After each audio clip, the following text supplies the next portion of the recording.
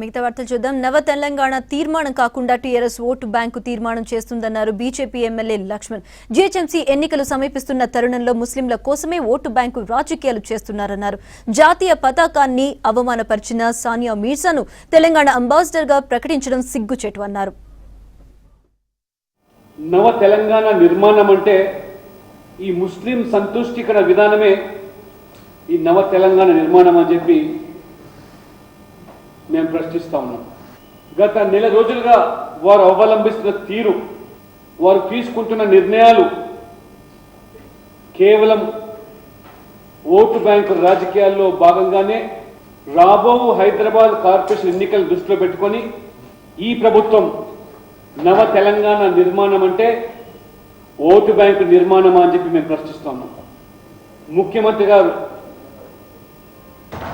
పదే పదే రాజ్యాంగ విరుద్ధమైనటువంటి మతపరమైన రిజర్వేషన్లు వారు ప్రస్తావించడము, 3 నెలల్లో అమలుకు తీసుకొస్తామని చెప్పడం, ఇది పూర్తిగా ఇది మభ్యపెట్టే కార్యక్రమము. జాతీయ పతాకాన్ని ఒలింపిక్స్లో పట్టుకోవడానికి కూడా సిద్ధంగా లేనటువంటి పాకిస్తానీ కోడలు సానియా మిర్జాను తెలంగాణ ప్రతినిధిగా చేయడం. సానియా మిర్జా మంచి క్రీడాకారిణి, టెన్నిస్ క్రీడాకారిణి.